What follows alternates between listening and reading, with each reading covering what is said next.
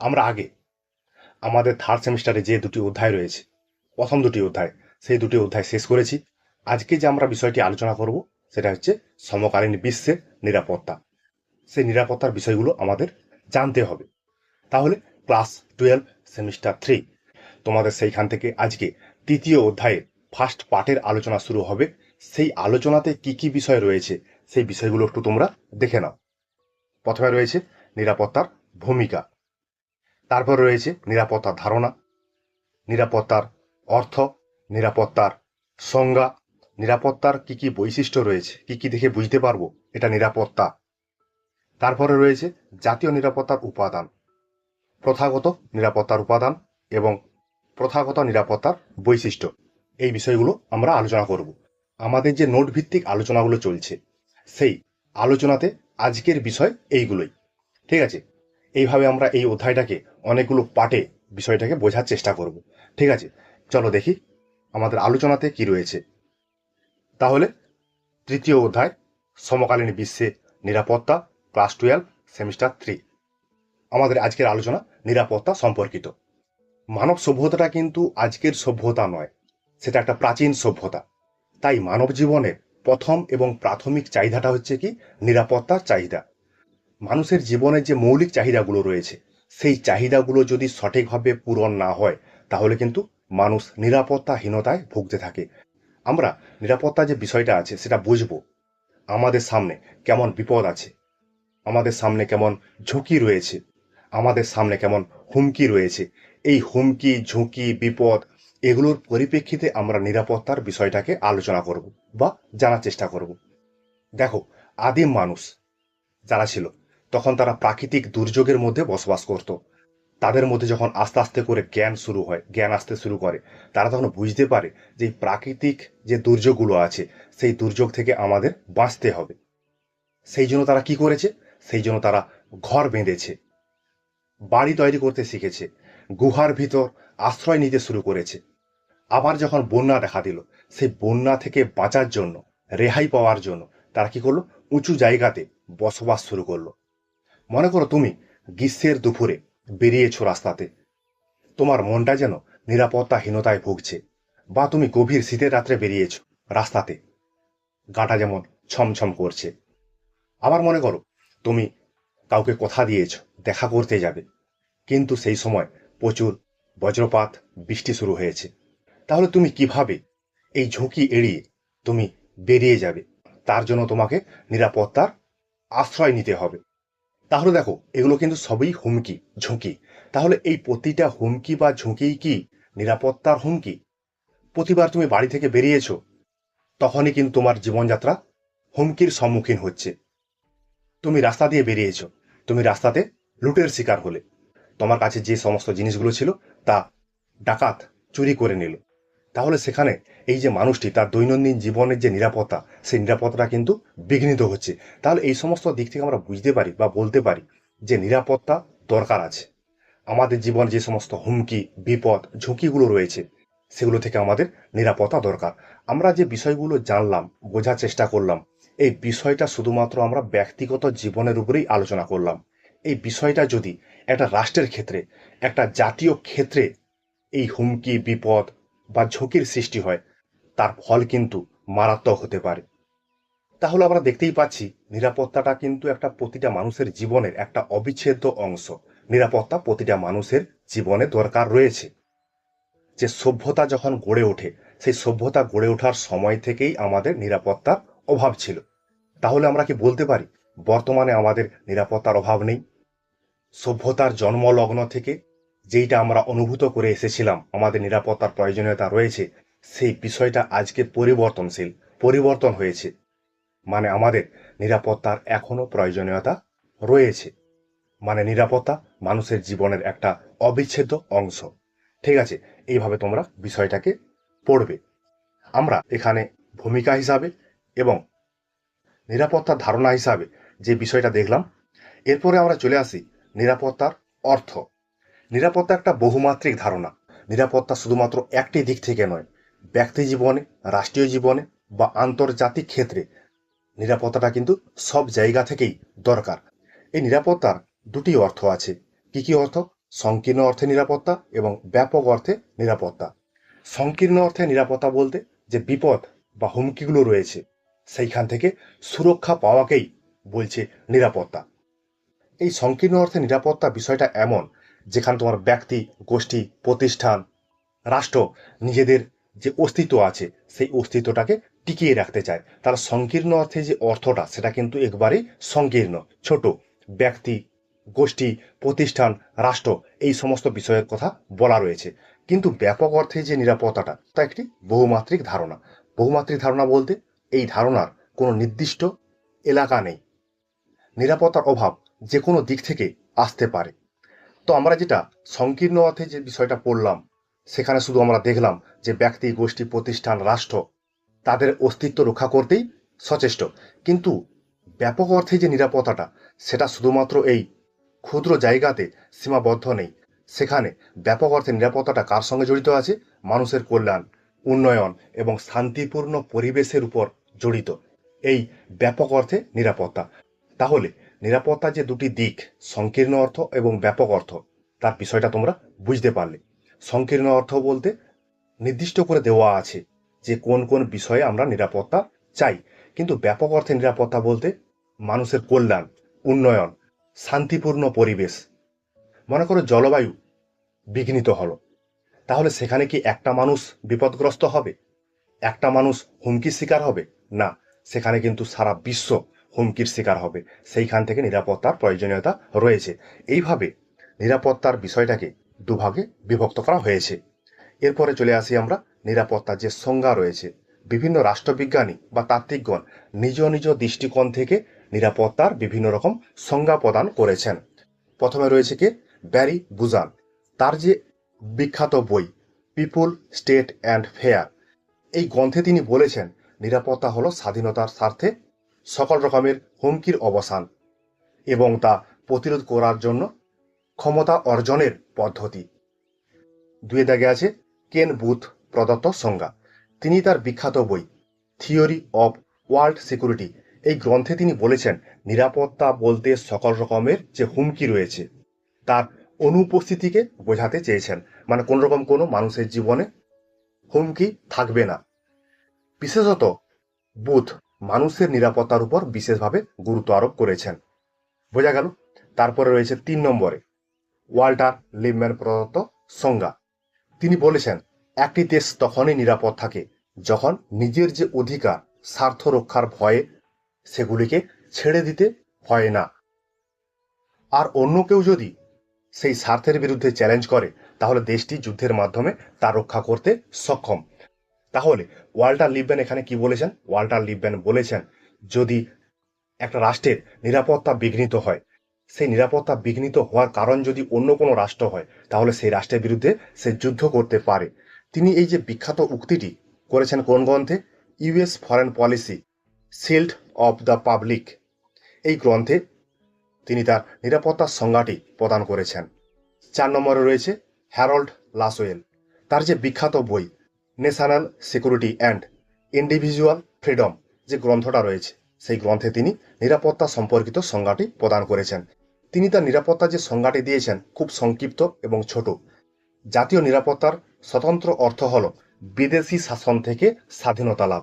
তাহলে একটা রাষ্ট্র নিরাপদ থাকতে পারবে যখন সে অন্য দেশ থেকে স্বাধীনতা লাভ করবে। এইভাবে তিনি তার নিরাপত্তার সংজ্ঞাটি প্রদান করেছেন। ঠিক আছে, এরপরে আমরা চলে আসি নিরাপত্তার ধারণার যে বৈশিষ্ট্যগুলো রয়েছে। তাহলে নিরাপত্তা বিষয়টা কিরকম? যে হুমকি, ভয়, ঝুঁকি যেগুলো রয়েছে সেগুলো থেকে যখন আমরা মুক্তি পাবো তখনই কিন্তু আমরা নিরাপদ, তখন আমরা নিরাপত্তার বিষয়টা অনুভূত করতে পারবো। তবে আমরা যদি রাষ্ট্র বা সমাজের ক্ষেত্রে দেখি তাহলে এই যে নিরাপত্তার বিষয়টা আরও কিন্তু ব্যাপক, বিশাল অর্থে ব্যবহার করা হতে পারে বা বিশাল অর্থে ব্যবহার করা হয়। এখানে যে বৈশিষ্ট্যগুলো রয়েছে নিরাপত্তার, প্রথম বৈশিষ্ট্য কি? বহুমাত্রিকতা। তাহলে যেটা আমরা বলছিলাম যে নিরাপত্তা বিষয়টা কিন্তু একটি বিষয় নয়, এর বহু মাত্রা আছে, অনেক দিক আছে। সেই দিকগুলো এখানে আমরা তুলে ধরেছি। একটা রাষ্ট্র নিজেকে নিরাপদ রাখতে গেলে যে শুধুমাত্র যুদ্ধ করতে হবে এই বিষয়টা নয়। একটা রাষ্ট্রের নিরাপত্তার পরিধি বিষয়টা অনেকটাই বিশাল, অনেকটা ব্যাপক। একটা রাষ্ট্রকে সম্পূর্ণভাবে নিরাপদ রাখতে গেলে শুধুমাত্র সৈন্যবাহিনীর প্রয়োজন নেই। মানে শুধুমাত্র সৈন্যবাহিনী থাকলেই যে নিরাপদ একটা রাষ্ট্র, সে বিষয়টা না। আমাদের ভারতবর্ষের কথাই ধরি, সীমানায় সেনা আছে। বিদেশি শত্রু থেকে আক্রমণের জন্য ভারতের সীমানায় সেনাবাহিনী রয়েছে। কিন্তু ভারতের অভ্যন্তরে মানুষজন কি করছে? সেই মানুষজন কি নিরাপদে আছে? সেই জন্য রাষ্ট্রকে কি করতে হবে? এই বিষয়গুলোও কিন্তু খেয়াল রাখতে হবে। তাকে যেমন বহিঃশত্রু আক্রমণ থেকে দেশকে রক্ষা করতে হবে, তেমনি মানুষের মধ্যে কর্মসংস্থান, খাদ্যের নিশ্চয়তাকরণ করাতে হবে। একটা দেশে অনেক মানুষ খেতে পাচ্ছে না, তাহলে সে দেশটি কি নিরাপদ? না, নিরাপদ নয়। সেগুলোও যেমন দেখতে হবে, তেমনি পরিবেশ দূষণ, প্রাকৃতিক যে বিপর্যয় আছে, সেগুলো থেকেও রাষ্ট্রকে বেঁচে চলতে হবে। তাহলে একটা রাষ্ট্র নিরাপদ হবে। তাহলে দেখতে পাচ্ছ, নিরাপত্তার যে বিষয়টা শুধুমাত্র একটি দিক থেকে নয়, বিভিন্ন দিক থেকেই ভাবতে হবে। এই জন্য নিরাপত্তার প্রথম বৈশিষ্ট্যটা কি? বহুমাত্রিকতা। বহুমাত্রা রয়েছে, অনেক দিক রয়েছে। 2 নম্বর, গতিশীলতা। নিরাপত্তা ধারণাটি যেটা বললাম সেটা কিন্তু স্থির নয়। এই নিরাপত্তা ধারণাটা আস্তে আস্তে সময়ের সঙ্গে সঙ্গে কিন্তু বদলে চলছে, পরিবর্তন হচ্ছে। আগে কি হতো? আগে নিরাপত্তা বলতে শুধু বোঝা যেত যে সীমান্ত রক্ষা করলেই একটা রাষ্ট্র নিরাপদ। কিন্তু যখন আমরা প্রযুক্তির ব্যবহার করছি, আস্তে আস্তে যখন প্রযুক্তির প্রসার ঘটছে, প্রযুক্তি যখন উন্নতির শিখরে পৌঁছে গেছে, তখন কিন্তু এই নিরাপত্তা ধারণাটা আস্তে আস্তে করে বদলে যাচ্ছে। এখন বর্তমানে নতুন নতুন হুমকি আমাদের সামনে এসে পড়ছে। যেমন ইন্টারনেটের মাধ্যমে তথ্য চুরি, যেটাকে আমরা হ্যাকিং বলি। বা তোমরা দেখতে পাচ্ছ 2019 সালে কোভিড কিভাবে আমাদের নিরাপত্তাটাকে বিঘ্নিত করে দিয়েছিল। তাহলে নিরাপত্তা পূর্বে যা ছিল এখনও আছে, কিন্তু তার ধারণাটা একটু পরিবর্তন হয়ে গেছে। তাহলে নিরাপত্তা বিষয়টা কিন্তু গতিশীল একটি বিষয়। 3 নম্বরে রয়েছে স্থিতিশীলতা। নিরাপত্তা একটি স্থিতিশীল ধারণা, কারণ এটি শান্তিপূর্ণ এবং সুশৃঙ্খল ব্যবস্থার মধ্য দিয়ে চলতে পছন্দ করে। নিরাপত্তা বিষয়টা এমন বা এমন একটা পরিবেশ সৃষ্টি করে যেখানে কোনো রকম কোনো ভয় থাকবে না, কোনো রকম কোনো সংখ্যা থাকবে না, কোনো রকম কোনো ঝুঁকি থাকবে না, কোনো রকম কোনো বিপদ থাকবে না। তাহলে সেই যে পরিস্থিতি, যেখানে ভয় থাকবে না, বিপদ থাকবে না, ঝুঁকি থাকবে না, এর ফলে কি হবে? এর ফলে মানুষ স্বাভাবিক জীবনযাপন করতে পারবে। মানুষের মধ্যে অর্থনৈতিক এবং সামাজিক দিক থেকে অগ্রগতি আসবে। এটা হচ্ছে নিরাপত্তার স্থিতিশীল ধারণা বা বৈশিষ্ট্য। পরের যে পয়েন্টটি রয়েছে 4 নম্বর পয়েন্ট, আন্তঃসম্পর্কিত। মানে নিরাপত্তা যে একটি দিক থেকে আসছে সেই দিক দিয়েই প্রভাবিত হবে, এই বিষয়টা কিন্তু নয়। একটি বিপদের বা ঝুঁকির যদি আগমন হয়, তার সঙ্গে অন্য একটি ঝুঁকি বা বিপদের সংকেত আমাদের সামনে বয়ে নিয়ে আসে। মানে একটি ঝুঁকি বা বিপদের সঙ্গে আরেকটি ঝুঁকি বা বিপদ আন্তঃসম্পর্কিত, একে অপরের সঙ্গে জড়িয়ে রয়েছে। উদাহরণ দিলে তোমরা বিষয়টা বুঝতে পারবে। যদি একটা দেশে চরম অর্থনৈতিক সংকট দেখা দেয়, তাহলে সেই দেশের রাজনীতি এবং সমাজের উপর গভীর প্রভাব ফেলবে। তাহলে আবার বিষয়টাকে বুঝি, মানুষ যদি চাকরি হারায়, তাহলে সেই চাকরি হারানোর অপরাধে সে কি করবে? সরকারি বিরোধী আন্দোলন সৃষ্টি করবে। তাহলে একটি বিপদ অন্য একটি বিপদের সঙ্গে আন্তঃসম্পর্কিত। একটি বিপদ এলে আরেকটি বিপদ অবশ্যই আসবে, যেমনটি আমরা উদাহরণ দিয়ে বোঝার চেষ্টা করলাম। আমাদের এই যে বিষয়টি আলোচনা করছি বা সমকালীন বিশ্বে নিরাপত্তা ধারণাটি আলোচনা করছি, এখানে প্রতিটি পয়েন্টের সঙ্গে একটি করে উদাহরণ দেওয়া আছে। তোমরা নোটে এই বিষয়টি বিস্তারিত পেয়ে যাবে বা দেখতে পাবে। 5 রয়েছে প্রেক্ষাপট নির্ভরতা। তাহলে একটা দেশ, তার যে অবস্থান, তার যে বিপদ, তার যে ঝুঁকি, সেটা কিন্তু অন্য একটা রাষ্ট্রে দেখা যাবে না। অন্য রাষ্ট্রের ঝুঁকি, বিপদ, সেটা কিন্তু অন্য রকম। একটি রাষ্ট্রের সঙ্গে অন্য রাষ্ট্রের ঝুঁকি বিপদের সঙ্গে সম্পর্ক করা চলবে না। মানে যেটা বলা হচ্ছে, স্থান কাল সময় ভেদে নিরাপত্তার প্রয়োজনীয়তাটা কিন্তু ভিন্ন ভিন্ন ধরনের হয়ে যায়।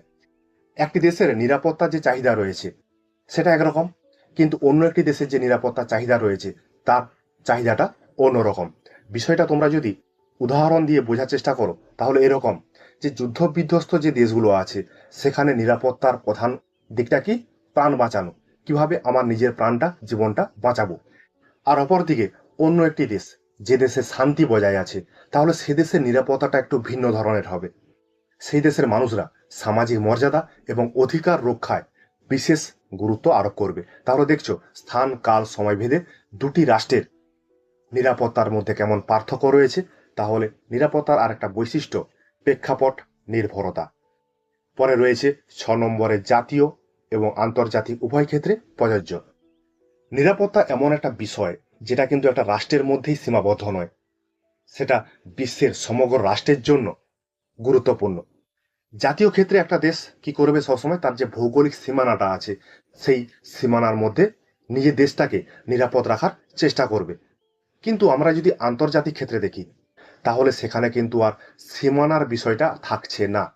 যেমন ধরো জলবায়ু পরিবর্তন, কোভিডের আক্রমণ, এগুলো কি একটা দেশের মধ্যেই সীমাবদ্ধ? না, সেটা আন্তর্জাতিক ক্ষেত্রে যতগুলো রাষ্ট্র আছে সমস্ত রাষ্ট্রের ক্ষেত্রেই কিন্তু পরিব্যাপ্ত। বা আমরা সন্ত্রাসবাদ বিষয়টাকে দেখতে পারি। সন্ত্রাসবাদ কি একটা রাষ্ট্রের সমস্যা, না আন্তর্জাতিক ক্ষেত্রে সমস্ত রাষ্ট্রের সমস্যা? যদি সন্ত্রাসবাদ আন্তর্জাতিক ক্ষেত্রে প্রতিটা রাষ্ট্রেরই সমস্যা, তাহলে এখানে একটি রাষ্ট্রের কিছুই করার নেই। সেখানে সমগ্র রাষ্ট্রকে, বিশ্বের সমগ্র রাষ্ট্রকে এক হতে হবে, তাহলেই এই সমস্যাগুলোর সমাধান করা যাবে। তাহলে আমরা যেটা দেখলাম নিরাপত্তার বিভিন্ন ধরনের যে বৈশিষ্ট্যগুলো। এরপর আমরা চলে আসি জাতীয় নিরাপত্তার সুরক্ষার মূল উপাদান। জাতীয় বলতে যে রাষ্ট্রীয় নিরাপত্তা রয়েছে। বর্তমান বিশ্বের দিকে যদি আমরা তাকাই, তাহলে দেখব একটা রাষ্ট্র বা একটা জাতীয় সরকার তারা শুধুমাত্র যুদ্ধ এবং তার যে সীমানার রক্ষা সেটা করতেই ব্যস্ত। কিন্তু একটা জাতীয় নিরাপত্তা সুনিশ্চিত করতে গেলে শুধুমাত্র সামরিক শক্তি বা ভৌগোলিক অখণ্ডতা দিয়েই কাজ সারলে চলবে না। এই জাতীয় নিরাপত্তার অনেকগুলো দিক রয়েছে। সেই দিকগুলো কি কি? প্রথমে আমরা যে দিকটি নিয়ে আলোচনা করব সেটা হচ্ছে অর্থনৈতিক নিরাপত্তা। একটি দেশ তখনই নিরাপদ হয় যখন সেই দেশটি অর্থনৈতিক দিক থেকে শক্তিশালী হবে। শুধু বড় সেনাবাহিনী থাকলে চলবে না, সেখানে দেখতে হবে সেই রাষ্ট্রের জনগণ খেতে পাচ্ছে কিনা, সেই দেশের মানুষের রুজি রোজগার বা খাবারের নিশ্চয়তা আছে কিনা। এইগুলো যদি থাকে তাহলে সেই দেশটি অর্থনৈতিক যে বিপদ ঝুঁকি রয়েছে সেই দিক থেকে মুক্ত। একটা দেশ যদি সবসময় ঋণে ডুবে থাকে, তাহলে সেই দেশে কি হবে? চরম বেকারত্ব দেখা দেবে, সেই দেশে বিশৃঙ্খলার সৃষ্টি হবে। তাহলে এই সমস্ত ঝুঁকি বা বিপদ এড়ানোই কিন্তু একটা রাষ্ট্রের লক্ষ্য হওয়া উচিত। যদি একটা রাষ্ট্র অর্থনৈতিক দিক থেকে শক্তিশালী হয়, তাহলেই জাতীয় নিরাপত্তা সুনিশ্চিত হতে পারে। 2 পয়েন্ট, পরিবেশগত নিরাপত্তা। একটি রাষ্ট্রের পরিবেশ বা প্রকৃতি যদি না ঠিক থাকে, তাহলে সেখানে কিন্তু প্রাকৃতিক হুমকি দেখা দিতে পারে।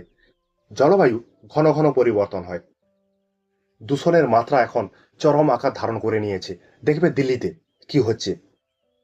তাহলে একটা রাষ্ট্র যদি তার জনগণকে প্রাকৃতিক দিক থেকে সুরক্ষা দিতে পারে, তাহলেই কিন্তু সেই রাষ্ট্রে পরিবেশগত নিরাপত্তা দেখা দিবে।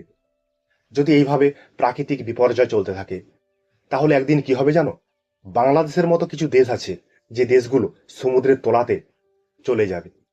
শুধু বাংলাদেশ কেন, আমাদের যে পশ্চিমবঙ্গের দক্ষিণ অংশ আছে সেই দক্ষিণ অংশ জলে ডুবে যাবে যদি আমরা প্রকৃতিকে ঠিক করতে না পারি। তাহলে একটা রাষ্ট্রের গুরুত্বপূর্ণ দিক হবে কি?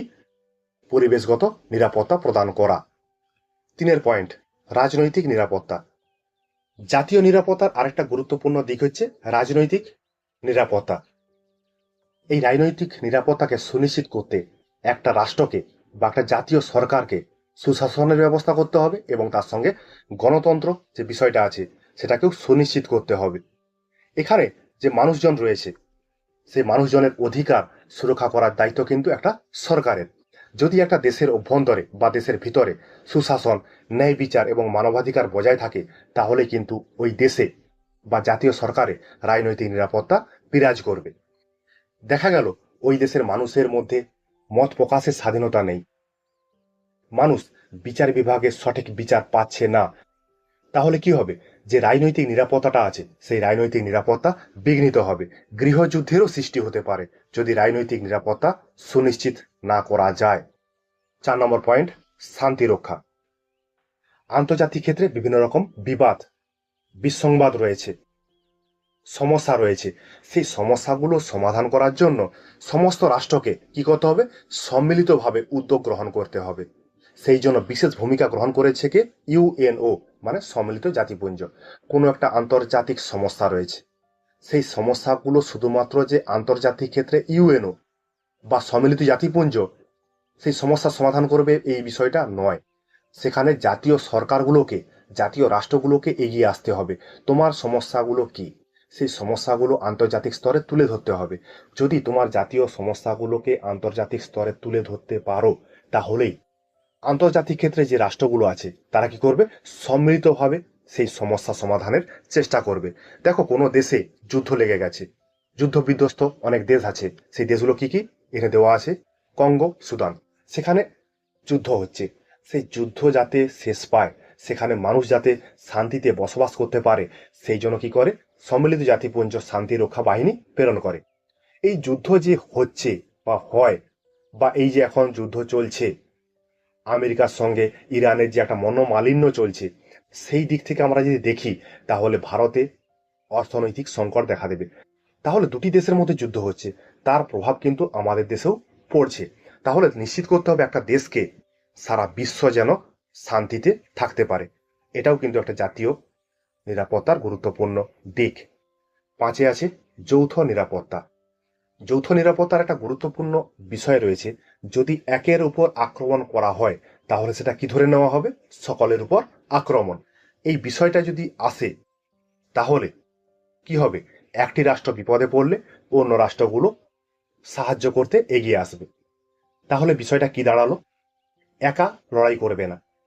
যদি তোমার বিরুদ্ধে কোনো রাষ্ট্র যুদ্ধ ঘোষণা করে, তাহলে তোমার হয়ে অনেকগুলো রাষ্ট্র একসঙ্গে দলবদ্ধ হয়ে ওই রাষ্ট্রের বিরুদ্ধে যুদ্ধ ঘোষণা করবে। তাহলে যৌথ নিরাপত্তা, যদি যৌথ নিরাপত্তা থাকে, তাহলে বিশ্ব থেকে যুদ্ধটাকে এড়ানো যাবে, বা যুদ্ধটাকে ধ্বংস করা যাবে, শেষ করা যাবে। 6 দাগে আছে বহুপাক্ষিক চুক্তি। বিশ্বে বিভিন্ন রকমের সমস্যা আছে, সেই সমস্যাগুলো একটি রাষ্ট্রের পক্ষে সমাধান করা সম্ভব নয়। যেমনটা আমরা আলোচনা করেছিলাম, সাইবার নিরাপত্তা, পরিবেশ দূষণ, সন্ত্রাসবাদ, এই সমস্ত যে বিষয়গুলো রয়েছে, এই বিষয়গুলোকে আটকানোর জন্য, এড়ানোর জন্য কি করছে, এই জন্য বিভিন্ন রাষ্ট্র নিজেদের মধ্যে দ্বিপাক্ষিক বা বহুপাক্ষিক চুক্তি করছে।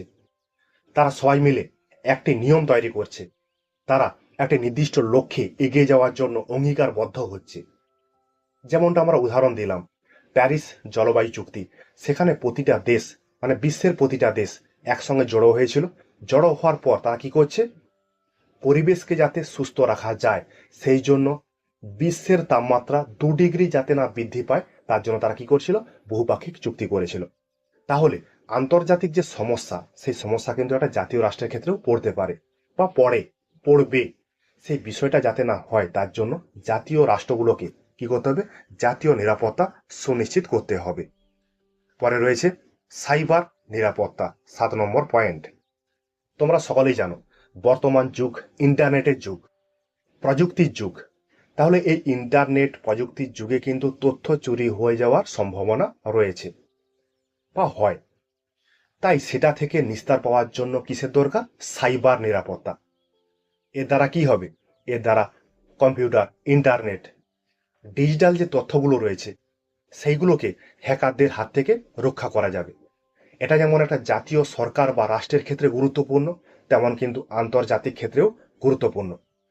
কোনো দেশে যদি ব্যাংক পরিষেবার উপর হ্যাকার হামলা করে দেয়, তাহলে কি হবে, ওই দেশের পুরো অর্থনৈতিক ব্যবস্থাটা অচল হয়ে পড়বে।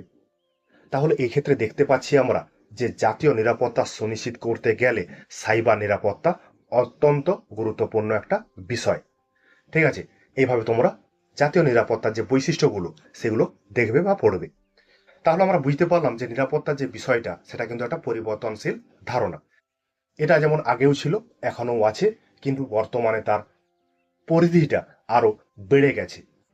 এই কারণে আমরা কি করছি, নিরাপত্তার যে ধারণাটাকে, এটাকে আমরা দুভাগে ভাগ করছি। একটাকে প্রথাগত নিরাপত্তা, অন্যটাকে আমরা কি বলছি, অপ্রথাগত নিরাপত্তা। আবার অপ্রথাগত নিরাপত্তাকে আমরা দুভাগে ভাগ করছি। একটাকে আভ্যন্তরীণ নিরাপত্তা, অপরটিকে আমরা বলছি বাহ্যিক নিরাপত্তা। তাহলে নিরাপত্তাকে আমরা দুভাগে ভাগ করেছি, একটা প্রথাগত আর একটা অপ্রথাগত। তাহলে এইবারে আমরা আসি অপ্রথাগত যে নিরাপত্তাগুলো আছে। অপ্রথাগত নিরাপত্তার মধ্যে কি আছে, মানব নিরাপত্তা, সন্ত্রাসবাদ, অভিবাসন, দারিদ্রতা, মহামারী, পরিবেশগত নিরাপত্তা। এতগুলো বিষয় আমাদেরকে অপ্রথাগত নিরাপত্তার মধ্যে পড়তে হবে। এই বিষয়গুলো আমরা পাটে পাটে আলোচনা করব। ঠিক আছে, এরপরে আমরা চলে আসি প্রথাগত, সাবেকি বা চিরাচরিত নিরাপত্তার উপাদান, মানে যেটাকেই আমরা প্রথাগত নিরাপত্তা বলবো সেটাকেই আমরা বলবো সাবেকি বা চিরাচরিত নিরাপত্তা। ঠিক আছে, এই নিরাপত্তার বিষয়টা কি? এই ধরনের যে নিরাপত্তার ধারণাটা সেটা হচ্ছে প্রাচীন, মানে আধুনিক নয়। নিরাপত্তার বিষয়টা কিন্তু সভ্যতার জন্মলগ্ন থেকেই বিষয়টা আছে। এখন নিরাপত্তা ধারণাটা পরিবর্তনশীল। সেই যে নিরাপত্তা ধারণাটা পরিবর্তনশীল হয়ে গেছে সেটাকে আমরা বলবো অপ্রথাগত নিরাপত্তা।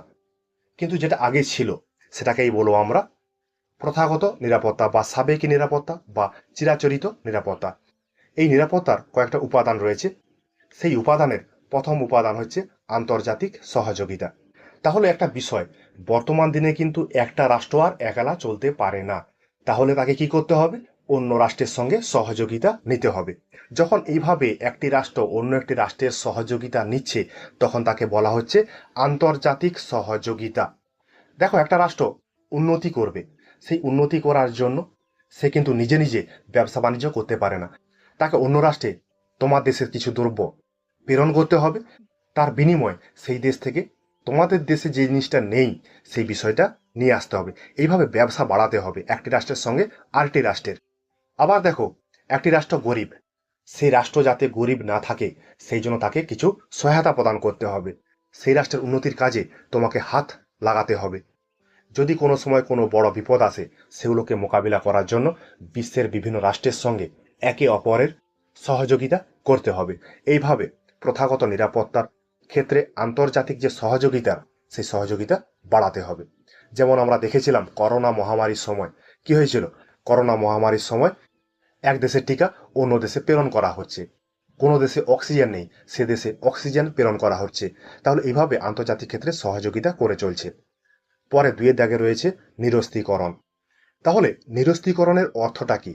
নিরস্ত্রীকরণের অর্থটা হচ্ছে যেগুলো মারণাস্ত্র বা ভয়ঙ্কর অস্ত্র যেগুলো রয়েছে সেগুলো যাতে আস্তে আস্তে তৈরি বন্ধ করা যায়, বা সেই সমস্ত অস্ত্রগুলো যাতে ধাপে ধাপে কমিয়ে ফেলা যায় সেই ব্যবস্থাটা করতে হবে। এর ফলে কি হবে? এর ফলে যে ভবিষ্যতে বিধ্বংসী যুদ্ধ, সেই যুদ্ধের ধ্বংসলীলা থেকে সারা বিশ্ব বেঁচে যাবে। তাহলে এই নিরস্ত্রীকরণের কিন্তু বিকল্প আর কিছু নেই। যখন একটা রাষ্ট্র ভাবে যে অস্ত্র নয় শান্তি চাই, তখনই কিন্তু আন্তর্জাতিক ক্ষেত্রে শান্তি বিরাজ করবে, যুদ্ধের ধ্বংসলীলা থেকে সারা বিশ্বকে বাঁচানো যাবে।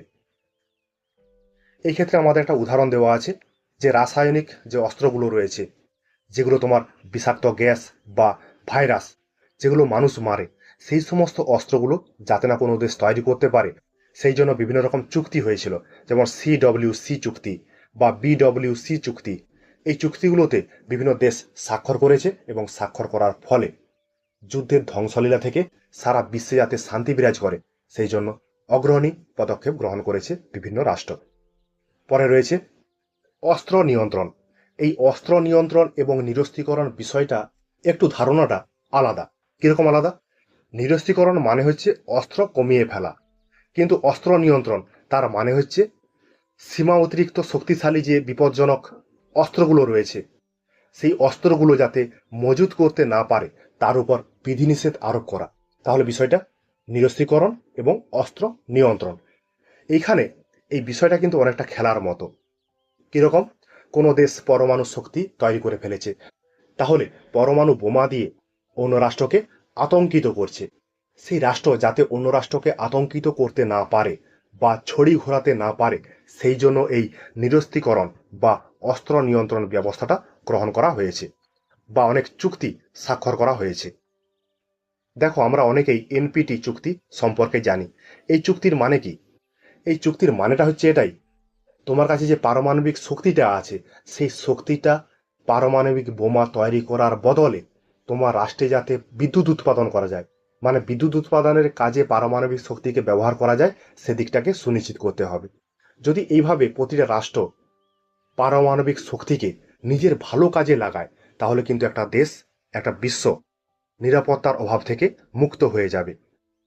4 নম্বরে রয়েছে আস্থা ও বিশ্বাস নির্মাণ। দুই বা ততোধিক দেশ বা অনেকগুলো রাষ্ট্র তাদের মধ্যে একে অপরের প্রতি যদি সন্দেহ থাকে তাহলে কি হবে? যুদ্ধের সম্ভাবনাটা আরো বাড়িয়ে দেবে। সেই সন্দেহ দূর করার জন্য কি করছে? নিজেদের মধ্যে আস্থা তৈরি করছে।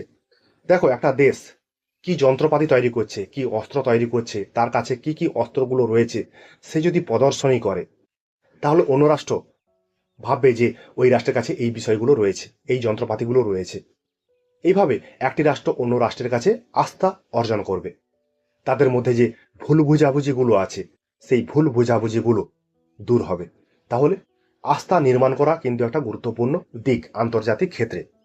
দেখো, ভারত পাকিস্তানের মধ্যে যুদ্ধ কিন্তু সবসময় চলছে। যদি এক্ষুনি মনে হয় এক্ষুনি যুদ্ধ লেগে যাবে, কিন্তু ওই দুটি দেশ নিজেদের মধ্যে হটলাইন তৈরি করেছে। হটলাইন তৈরি করার ফলে কি হচ্ছে, তাদের মধ্যে যে ভুল বোঝাবুঝি যেগুলো আছে, সেইগুলোর কারণে যাতে যুদ্ধ না বেঁধে যায়, সেই জন্য তারা কি করছে, নিজেদের প্রতি বিশ্বাস অর্জনের বিষয়টি বা আস্থা তৈরি করছে। পরে রয়েছে মূল কথা, নিরাপত্তা মানে কিন্তু শুধুমাত্র সীমান্তকে যে পাহারা দেওয়া এই বিষয়টা নয়। নিরাপত্তা মানে হচ্ছে সবার সঙ্গে সুসম্পর্ক বজায় রাখা। সেই সুসম্পর্ক বজায় রাখতে গেলে কি করতে হবে, মারণাস্ত্র বা নিরস্ত্রীকরণ করতে হবে। বিপজ্জনক যে সমস্ত অস্ত্রগুলো আছে, সেই অস্ত্রগুলোকে নিয়ন্ত্রণ করতে হবে এবং একে অপরের প্রতি আস্থা অর্জন করতে হবে। যদি এই চারটি বিষয় একত্রে একটি রাষ্ট্রের ক্ষেত্রে দেখা যায়, তাহলে কিন্তু বিশ্ব থেকে নিরাপত্তার যে অভাব বিষয়টি আর থাকবে না। ঠিক আছে, তাহলে আমরা এইভাবেই প্রথাগত বা সাবেকি বা চিরাচরিত নিরাপত্তার যে উপাদানগুলো রয়েছে, সেই উপাদানগুলো আমরা ব্যাখ্যা করলাম বা আমরা জানতে পারলাম। এরপর আমরা চলে আসি প্রথাগত নিরাপত্তা বা সাবেকি বা চিরাচরিত যে নিরাপত্তা আছে তার বৈশিষ্ট্য। প্রথাগত বা চিরাচরিত যে নিরাপত্তাটা আছে, তার মূল কথা হচ্ছে এটাই, বাইরের শত্রু থেকে নিজের রাষ্ট্রকে রক্ষা করা। এটাই প্রথাগত বা চিরাচরিত বা সাবেকি নিরাপত্তার মূল উপাদান বা এই চিন্তা ভাবনার উপর দাঁড়িয়ে আছে এই ধরনের নিরাপত্তাটি, মানে প্রথাগত নিরাপত্তাটি। এই নিরাপত্তার কিছু বৈশিষ্ট্য রয়েছে। সেই বৈশিষ্ট্যের প্রথমে রয়েছে রাষ্ট্রের নিরাপত্তাই মূল লক্ষ্য। তাহলে যেটা বললাম, প্রথাগত নিরাপত্তার মূল দিক হচ্ছে রাষ্ট্রের চতুর্সীমা যে রয়েছে সেটাকেই নিরাপত্তা দেওয়া, মানে বর্ডারকে ঠিক রাখা। তাহলে এইটাই শুধুমাত্র থাকলে হবে না। তাহলে এই প্রথাগত নিরাপত্তার গুরুত্বপূর্ণ দিক হচ্ছে একটা কি, রাষ্ট্রীয় নিরাপত্তা। সেই রাষ্ট্রীয় নিরাপত্তা দিতে গিয়ে রাষ্ট্রের অভ্যন্তরে কি হচ্ছে সেগুলো দেখার দরকার নেই। রাষ্ট্রের যে চারিপাশে যে সীমানা রয়েছে, সেই সীমানাকে সুরক্ষা করাই কিন্তু এই ধরনের নিরাপত্তার গুরুত্বপূর্ণ দিক। এই ধরনের নিরাপত্তার যে বিশেষজ্ঞ রয়েছেন, তারা মনে করে যদি সীমান্ত সুরক্ষিত থাকে, তাহলে ওই দেশের নাগরিকও নিরাপদ থাকবে। মানে এটা ধরতে পারো একটা দুর্গের মতো। দুর্গ রয়েছে, দুর্গের চারপাশে পরিখা রয়েছে। পরিখা খনন করেছি মানেই বিদেশি শত্রু থেকে আমার রাষ্ট্রে আর কোনো শত্রু আক্রমণ করতে পারবে না। দুর্গের মধ্যে যে মানুষ রয়েছে তাদের কোনো ক্ষতি হবে না। তাহলে এই প্রথাগত নিরাপত্তার গুরুত্বপূর্ণ দিক হচ্ছে রাষ্ট্রীয় যে সীমানা রয়েছে, সেই সীমানাকে সুরক্ষা প্রদান করা, রাষ্ট্রীয় সীমানাকেই বিশেষ অগ্রাধিকার দেওয়া। ২ নম্বরে রয়েছে পেশি শক্তি বা সামরিক শক্তির প্রাধান্য। এই যে ধারণাটা রয়েছে পেশি শক্তির প্রাধান্য, এই শক্তির মাধ্যমে একটি রাষ্ট্র আরেকটি রাষ্ট্রকে ভয় দেখায় যে আমার এত সামরিক শক্তি রয়েছে। তাহলে এই ধরনের নিরাপত্তার একটা গুরুত্বপূর্ণ দিক হচ্ছে কি, শক্তিশালী সামরিক বাহিনী। শক্তিশালী সামরিক বাহিনী থাকলে তবেই একটা রাষ্ট্র বা দেশ নিরাপদ থাকবে। যদি তুমি শান্তি চাও, তাহলে যুদ্ধের জন্য প্রস্তুত হও। তাহলে একটি রাষ্ট্রের বিশাল সামরিক বাহিনী রয়েছে, তার অত্যাধুনিক অস্ত্র রয়েছে, সে যদি বলে যদি শান্তি চাও তাহলে যুদ্ধ করো, তাহলে কোন রাষ্ট্র যুদ্ধ করতে আসবে? কোন রাষ্ট্র যুদ্ধ করতে আসবে না। মানে নিজের ঘরকে এমনভাবে সুরক্ষিত রাখতে হবে যাতে চোর ঢোকার কোনো রকম কোনো সাহস না পায়। যেমন দেখো, উত্তর কোরিয়া, রাশিয়া, এরা কি করছে, মাঝে মাঝে মিসাইল উৎক্ষেপণ করে। মিসাইল উৎক্ষেপণ করে দেখানোর চেষ্টা করছে যে আমার দেশটা শক্তিশালী একটা দেশ। মানে অন্য কোনো দেশ ওই রাষ্ট্রে আক্রমণ করার জন্য সাহস দেখাতে পারবে না। ৩ নম্বরে রয়েছে নিজের সীমানার উপর পূর্ণ নিয়ন্ত্রণ। একটা রাষ্ট্রের যে সীমানা রয়েছে, সেই সীমানার উপর একটা রাষ্ট্রের নিয়ন্ত্রণ থাকা খুবই জরুরি। একটা রাষ্ট্র যদি তোমার রাষ্ট্রের সীমানা অতিক্রম করে, তাহলে কি বোঝা যাবে? তাহলে বোঝা যাবে তোমার রাষ্ট্রটি দুর্বল। সেই রাষ্ট্রটি যাতে নিজে দুর্বল প্রমাণিত না হয়, তার জন্য কি করছে, সীমান্তটাকে সুরক্ষা করে রাখছে। নিজের ১ ইঞ্চি জমি অন্য রাষ্ট্রের কাছে ছাড়তে রাজি নয়। মনে করো তোমার যে বাড়ি রয়েছে, সেই বাড়ির উঠানের কাছে যদি অন্য কোনো ব্যক্তি এসে ঘর তৈরি করে, তুমি কি সেটাকে মেনে নেবে? স্বভাবতই না, তুমি কিন্তু কোনোভাবেই মেনে নেবে না। তাহলে এই বিষয়টা রাষ্ট্রের ক্ষেত্রেও প্রযোজ্য। একটা রাষ্ট্রের যে সীমানা আছে, সেই সীমানার অভ্যন্তরে অন্য কোনো রাষ্ট্র যদি বলে এটা আমার জায়গা, তাহলে কি সেই রাষ্ট্র ছেড়ে দেবে? অবশ্যই ছেড়ে দেবে না। দেখো, যেটা ভারত এবং চীনের মধ্যে হয়েছিল, ভারত এবং চীন কি করছে, লাদাখ যে সীমান্ত আছে, সেই সীমান্তে এসে চীন বলছে যে লাদাখ যে সীমান্তটা সেটা চীনের। সেখানে কি ভারত ছেড়ে দেবে? ছেড়ে দেবে না। এই বিষয় নিয়ে দুইটি দেশের মধ্যে তর্ক, বিবাদ। তাহলে আমরা বলতে পারি প্রথাগত নিরাপত্তার যে বৈশিষ্ট্য রয়েছে, সেই বৈশিষ্ট্যের ক্ষেত্রে নিজের সীমানার উপর নিয়ন্ত্রণ থাকাটা অবশ্যই গুরুত্বপূর্ণ একটা বিষয়। 4 নম্বর, সার্বভৌমত্ব। সার্বভৌমত্ব মানে জানো, সার্বভৌমত্ব মানে সম্পূর্ণ রাষ্ট্রীয় নিয়ন্ত্রণ। সেটা আভ্যন্তরীণ দিক থেকেও হতে পারে বা বাহ্যিক দিক থেকেও হতে পারে। একটি রাষ্ট্র বলে দিতে পারে না তোমার রাষ্ট্র কেমনভাবে চলবে বা তুমি কিভাবে তোমার রাষ্ট্রকে পরিচালনা করবে। যদি তুমি এটা মেনে নাও, তাহলে কিন্তু তোমার রাষ্ট্রের আভ্যন্তরীণ সার্বভৌমিকতা সম্পূর্ণ অন্যের হাতে চলে গেছে। যেমন ধরো, তোমার বাড়িতে কি রান্না হচ্ছে, তোমার সেই রান্নাটা কাকে খাওয়াবে, সেটা কি পাশের বাড়ির লোক ঠিক করে দেবে? না, অবশ্যই না। আমরা পড়ে এসেছি একটা রাষ্ট্রের সর্বোচ্চ ক্ষমতা হচ্ছে সার্বভৌমিকতা। এই সার্বভৌমিকতা যদি নষ্ট হয়ে যায়, তাহলে কিন্তু ওই রাষ্ট্রটা অন্য রাষ্ট্রের কাছে বিক্রি হয়ে যায়। ওই রাষ্ট্রটি অন্য রাষ্ট্রের কাছে নথি স্বীকার করে। এই নথি স্বীকার যাতে না করতে হয়, তার জন্য নিজের সার্বভৌমত্বটাকে ঠিক রাখা অত্যন্ত জরুরি। ঠিক আছে, তাহলে এটা গেল প্রথাগত নিরাপত্তার আরেকটা গুরুত্বপূর্ণ বৈশিষ্ট্য। 5 নম্বরে রয়েছে জাতীয় স্বার্থ রক্ষা। জাতীয় স্বার্থ মানে হচ্ছে একটা রাষ্ট্রের নিজস্ব নিজস্ব স্বার্থ। প্রতিটা রাষ্ট্রের নিজ নিজ স্বার্থ রয়েছে। সেই স্বার্থটা একটা রাষ্ট্রের থেকে ভিন্ন হতে পারে। মানে আমার দেশের যে স্বার্থ রয়েছে সেটা অন্য দেশের স্বার্থের থেকে সম্পূর্ণ ভিন্ন। আন্তর্জাতিক ক্ষেত্রে আমরা যখন অন্য রাষ্ট্রের সঙ্গে পররাষ্ট্র নীতি নির্ধারণ করব, তখন অবশ্যই আমরা নিজের দেশের যে স্বার্থ রয়েছে সেই স্বার্থটাকে কোনোভাবেই ক্ষুণ্ণ করব না। যদি একটা রাষ্ট্রের আভ্যন্তরীণ জাতীয় স্বার্থ ক্ষুণ্ণ হয়, বিঘ্নিত হয়, তাহলে সেই রাষ্ট্রের আর নিরাপত্তা রইল না। সেই জন্য প্রতিটি রাষ্ট্র তার জাতীয় স্বার্থকে সুরক্ষিত করার জন্য তার দেশের যে জাতীয় পতাকা আছে, তার যে মানচিত্র রয়েছে, তার যে শাসন ব্যবস্থাটা রয়েছে, সেটা যে কোনো মূল্যে টিকিয়ে রাখতে চায়। মানে তার জাতীয় স্বার্থ যাতে না বিঘ্নিত হয়, তার জন্যই বিভিন্ন রকমভাবে চেষ্টা করে। দেখো, যখন দ্বিতীয় বিশ্বযুদ্ধ শেষ হয়, তখন অনেকগুলো দেশ আস্তে আস্তে করে স্বাধীনতা লাভ করে। স্বাধীনতা লাভ করার পর তার নিজের অস্তিত্বটাকে টিকিয়ে রাখার জন্য সর্বশক্তি প্রয়োগ করেছিল। মানে ওই রাষ্ট্রের নিরাপত্তা যাতে না কোনো রকম ভাবে বিঘ্নিত হয়। তাহলে জাতীয় স্বার্থ কিন্তু প্রথাগত নিরাপত্তার আরেকটা গুরুত্বপূর্ণ দিক। পরে রয়েছে 6 নম্বর, জোট গঠন। অনেকগুলো নিরাপত্তা আছে, যে সমস্ত নিরাপত্তা কিন্তু একটা রাষ্ট্রের ক্ষেত্রে বা একটা রাষ্ট্র নিজে থেকেই সেই নিরাপত্তাটাকে সুনিশ্চিত করতে পারে না। সেই জন্য কি করতে হয়, সেই জন্য অনেকগুলো রাষ্ট্রকে একসঙ্গে জোটবদ্ধ হতে হয়। যদি জোটবদ্ধ হয়, তাহলে সেই বিপদ, ঝুঁকি, হুমকির বিরুদ্ধে মোকাবিলা করা যাবে। সেইখান থেকে একটা ধারণা এসেছে, কি ধারণার নাম জোট গঠন। এই জোট গঠনের জন্য বিশ্বের বিভিন্ন দেশ কি করছে, নিজেদের মধ্যে বহুপাক্ষিক চুক্তি করছে, দ্বিপাক্ষিক চুক্তি করছে। তুমি যদি মনে করো তোমার পাড়ার ছেলের সঙ্গে একা পারবে না, সেই জন্য তুমি কি করো, তোমার যে একান্ত ঘনিষ্ঠ বন্ধু বান্ধব রয়েছে তাদের সঙ্গে তুমি জোটবদ্ধ হও। জোটবদ্ধ হয়ে ওই বন্ধুর বিরুদ্ধে তুমি যাও। ঠিক আছে, এইভাবে তোমাকে বিষয়টাকে বুঝতে হবে। তাহলে জোট গঠন, জোট গঠন বিষয়টা কোন কোন ক্ষেত্রে হয়? যদি আন্তর্জাতিক ক্ষেত্রে এমন পরিস্থিতির সৃষ্টি হয় যে প্রাকৃতিক বিপর্যয় এসেছে, কোভিড-19 এসেছে, পরিবেশের গড় তাপমাত্রা 2 ডিগ্রির বেশি বৃদ্ধি করা যাবে না, এই সমস্ত বিষয়গুলো যদি আসে, তাহলে কিন্তু বিশ্বের প্রতিটি রাষ্ট্রকে জোটবদ্ধ হতে হবে। দেখো, যখন সোভিয়েত ইউনিয়নের প্রভাব সারা বিশ্বে পড়তে শুরু করেছিল, সোভিয়েত ইউনিয়নের কি প্রভাব? সময়তান্ত্রিক প্রভাব। সেটা যখন পড়তে শুরু করে, তখন মার্কিন যুক্তরাষ্ট্র, পুঁজিবাদী দুনিয়া, তারা কি করেছিল? ন্যাটো জোট গঠন করেছিল। ন্যাটো জোট গঠন করে সোভিয়েত ইউনিয়নের যে জোট রয়েছে, সময়তান্ত্রিক জোট, তার বিরুদ্ধে যুদ্ধ ঘোষণা করেছিল। এর জন্যই তো ঠান্ডা লড়াই শুরু হয়েছিল। ঠিক আছে, তাহলে জোট গঠন করা গুরুত্বপূর্ণ একটা বিষয় আন্তর্জাতিক ক্ষেত্রে নিজের অস্তিত্বটাকে টিকিয়ে রাখার জন্য। ঠিক আছে, এইভাবে তোমরা বিষয়টাকে পড়বে। তাহলে সংক্ষেপে আমরা একটা বিষয় জানতে পারি, প্রথাগত নিরাপত্তা মানে হচ্ছে সেনাবাহিনী দিয়ে নিজের সীমানাটাকে সুরক্ষিত করে রাখা, নিজের ক্ষমতাটাকে ধরে রাখা, অন্য দেশ যাতে আমার দেশের উপর কর্তৃত্ব বজায় করতে না পারে সেই বিষয়টাকে সুনিশ্চিত করা। তাহলে আমরা যে বিষয়টা আলোচনা করলাম সে বিষয়টা কি? প্রথাগত নিরাপত্তার বৈশিষ্ট্য। ঠিক আছে, এইভাবে তোমরা দেখবে, পড়বে, বন্ধু বান্ধবদের সঙ্গে আলোচনাগুলো শেয়ার করবে।